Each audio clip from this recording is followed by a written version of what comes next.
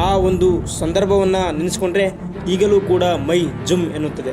ಬ್ರಿಟಿಷರ ವಿರುದ್ಧ ಝಾನ್ಸಿ ರಾಣಿ ಲಕ್ಷ್ಮೀಬಾಯಿ ವೀರ ಆವೇಶದಿಂದ ಹೋರಾಟ ಮಾಡುತ್ತಿರುತ್ತಾಳೆ. ಆದರೆ ಬ್ರಿಟಿಷರ ಸೈನ್ಯದ ಮುಂದೆ ಲಕ್ಷ್ಮೀಬಾಯಿಯ ಸೈನ್ಯ ವಿಫಲವಾಗುವ ಮಟ್ಟಕ್ಕೆ ತಲುಪುತ್ತದೆ. ಲಕ್ಷ್ಮೀಬಾಯಿಯ ಸೈನ್ಯ ಪ್ರಾಣ ಹೋದರೂ ಪರವಾಗಿಲ್ಲ ಎಂದು ಯುದ್ಧದಲ್ಲಿ ಕಾದಾಡುತ್ತಿರುತ್ತಾರೆ. ಯುದ್ಧದ ತೀವ್ರತೆಯನ್ನು ಕಂಡು ಮಂತ್ರಿಯರು ರಾಣಿಯನ್ನು ಹೇಗಾದರೂ ಮಾಡಿ ಯುದ್ಧದಿಂದ ಪಾರು ಮಾಡಲೇಬೇಕೆಂದು, ಇಲ್ಲದಿದ್ದರೆ ಬ್ರಿಟಿಷ್ ಸೈನಿಕರು ರಾಣಿಯನ್ನು ಕೊಲ್ಲದೆ ಬಿಡುವುದಿಲ್ಲವೆಂದು ಯೋಚಿಸುತ್ತಿರುತ್ತಾರೆ. ಆ ಸಂದರ್ಭದಲ್ಲಿ ಒಬ್ಬ ಮಹಿಳಾ ಸಿಪಾಯಿ ಅಲ್ಲಿಗೆ ಬಂದು, ನಾನು ರಾಣಿಯನ್ನು ತಪ್ಪಿಸಲು ಮುಂದೆ ಬರುತ್ತೇನೆ ಎಂದು ಹೇಳುತ್ತಾಳೆ. ಆ ರಾಣಿಯನ್ನು ಕುಶಲವಾಗಿ ತಪ್ಪಿಸಿಕೊಳ್ಳುವಂತೆ ಯೋಜನೆ ರೂಪಿಸಿರುವುದಾಗಿ ಹೇಳುತ್ತಾಳೆ.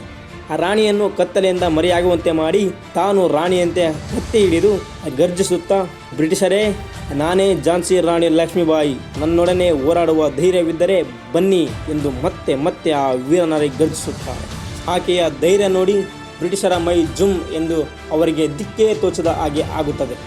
ಅಲ್ಲಿಗೆ ಬಂದ ಒಬ್ಬ ದೇಶದ್ರೋಹಿ ಅವಳು ರಾಣಿಯಲ್ಲವೆಂದು ಹೇಳುತ್ತಾನೆ. ಆ ನಾರಿ ನಾನೇ ರಾಣಿ ಎಂದು ವೀರಾವೇಶದಿಂದ ಎದುರಾಗುತ್ತಿರುತ್ತಾಳೆ. ಕೊನೆಗೆ ಬ್ರಿಟಿಷರಿಗೆ ತಿಳಿಯುತ್ತೆ ಅವಳು ರಾಣಿಯಲ್ಲ ಎಂದು.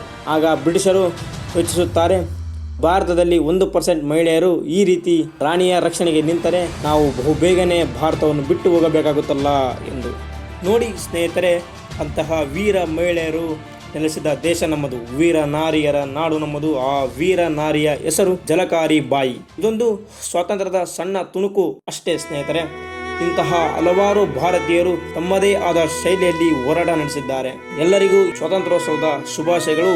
ಜೈ ಹಿಂದ್, ಜೈ ಭಾರತ ಮಾತೆ. Vinay signing off.